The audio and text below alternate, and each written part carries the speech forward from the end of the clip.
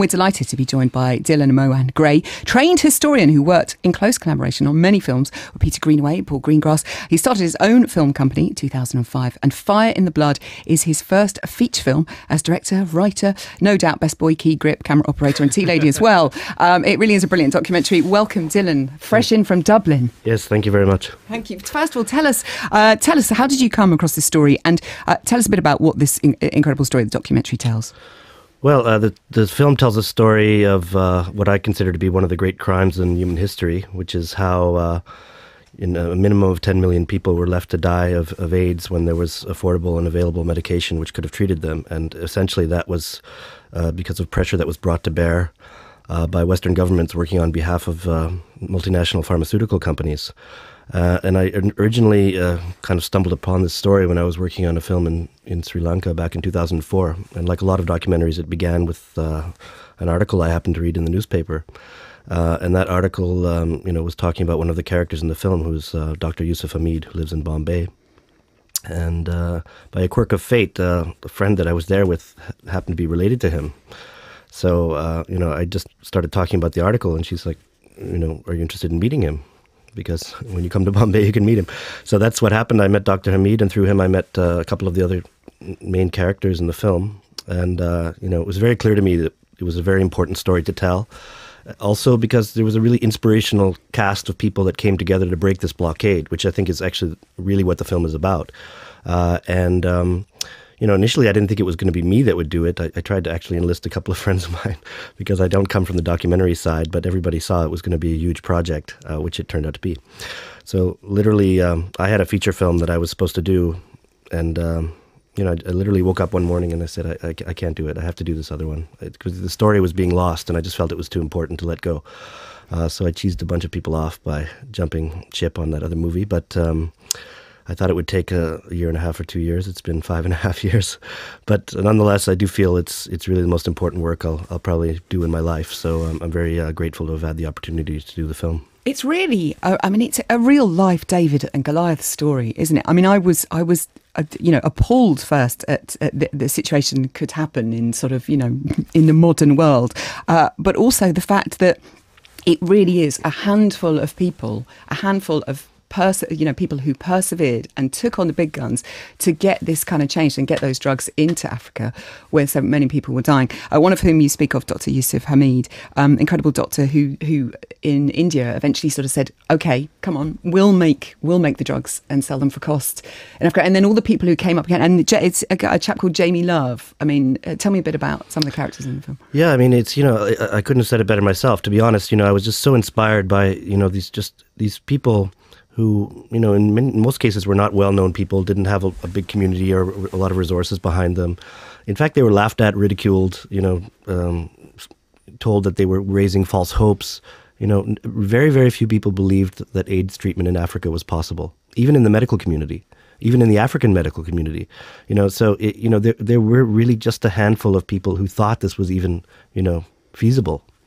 You mentioned Jamie Love. He's one of the characters in our film. He's a very interesting guy for me, really symbolic of this group, because he's somebody that had nothing to do with health, nothing to do with AIDS, nothing to do with all of these issues. But, he had a knowledge of intellectual property, and he just couldn't understand why nobody could tell him what it would cost to get these drugs to Africa if there were no patent barriers. Mm-hmm. And all the people that should have been able to answer that question could not. And unlike 99.99% of all of us, he just didn't stop until he got an answer. And, and he really changed the world. So, people like that for me are incredibly inspirational, not just because of the specific story, but it just shows that any of us could actually really make a huge difference if, we just set our mind to it. And so literally, even after spending sort of 5 years watching him, I continue to be inspired by that. I mean, it's quite an incredible story as well, because basically, James, you've seen it as well, haven't you? That there are people in Africa who did have money. For example, there's is it Justice Edwin Cameron? He had the money. I think it was a third of his wages as a judge to pay for the drugs. And within a couple of weeks, he was fine, living this incredible life. And yet, the pharmaceutical companies would not drop their patent. I mean, this is something that people might not sort of understand. Can you explain a bit more about the patent situation and why these drugs couldn't get into Africa? So, what many people don't realize, especially in a country like the UK where, a lot of the costs are not directly borne by the consumer. In developing countries, people pay out of their pocket for medicine almost exclusively. So, they're very price sensitive, and patented drugs, are essentially priced for the Western market. Pharmaceutical companies are really only interested in the very richest sliver of the world's population. They're not really interested in the rest, which would be fine, except they have a monopoly. So, in the case of these AIDS drugs, the prevailing patent laws in almost all the African countries basically forbade lower cost generic drugs from coming in. And, it's easy to vilify the pharmaceutical companies, but for me, the real villains of this piece are the Western governments that did their bidding, and, just untold millions of people died horrible deaths who easily could have been saved. And I think it's an incredible scandal. Over 10 million people, they think, could have been saved if the drugs had been available. 10 million, I would say, is a conservative estimate. It's shocking, isn't it? Quite unacceptable. We have a clip. We have a clip of the film. Have a listen. They have us as their hostages. If we face an emergency here in Africa, we shall die because the laws don't protect us.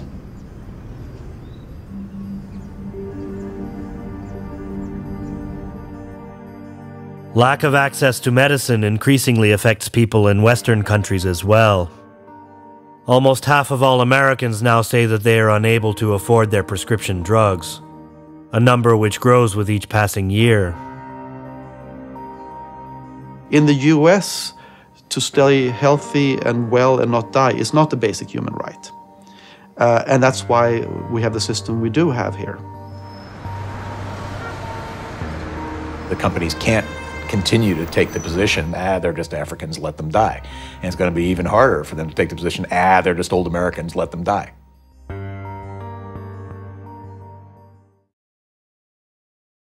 Clip there from Fire in the Blood. James. What I like best about it is that it's not a documentary that needs gimmicks, is it? It's not there to be clever. It just simply, and in a very focused way, lets the stories do the talking. Now, I'm sure that actually achieving that when you've got hundreds of hours of footage is easier to be said than done. However, I think it really achieves it and is incredibly poignant because of it. What was the editing process like? Was it just this mammoth task?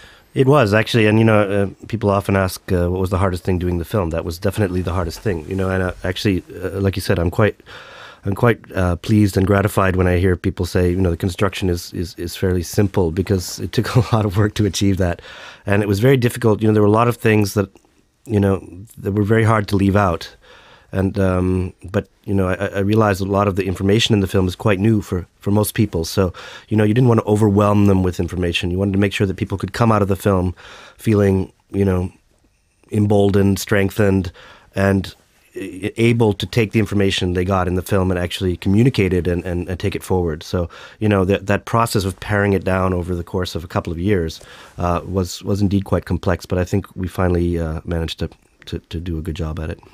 There are some incredible facts that come through, and I think the way you reveal these facts rather than sort of bombarding people with information is really good, because you're right. I knew nothing, really very little about this story, and you had the time to take it in, because there's a lot of shocking facts in this story, and some wonderful characters, and you have an incredible cast list in there. You have Bill Clinton in there as well. Yes. Was it easy to get him to come and talk to you? Not really, no.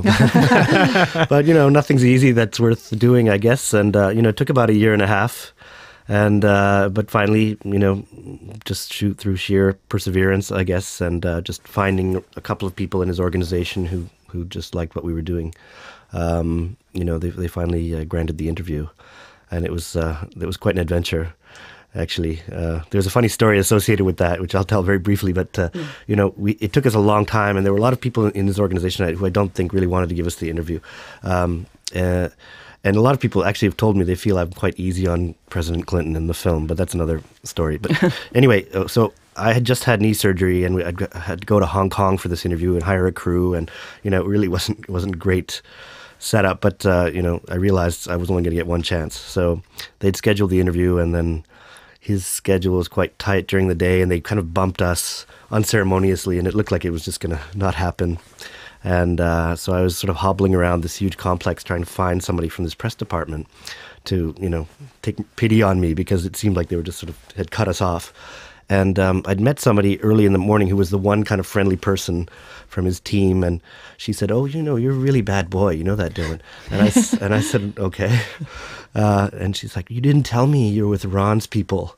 And I was like, I'm holding no cards here, so I was like, well, can't really go into that. I had no idea what she was talking about. Anyway, it turns out there was this rumor circulating that for some unknown and inexplicable reason, that we, instead of being an Indian documentary crew, were actually an undercover team from Ron Howard's production company. And suddenly all the people who completely had dissed us moments earlier were treating us like royalty. And in fact, literally half an hour later, I had Bill Clinton sitting across from me, and completely snatched victory from the jaws of defeat.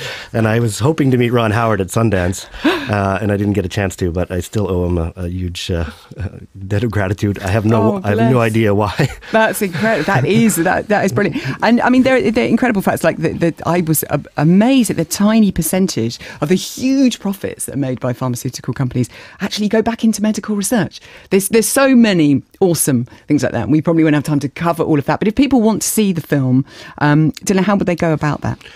Well, we're starting our theatrical run tonight at the Prince Charles Cinema in London, and then on Monday we are showing it all over the United Kingdom. So I hope people come out and see the film, because I'm sure they'll be happy they did.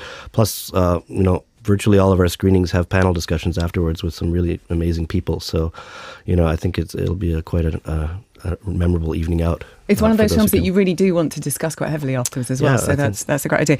There's also a website, www.fireintheblood.com. It's an amazing documentary and a story that really needed to be told. So well done, Dylan. Good luck with it. Thank you very much. Thank you very much.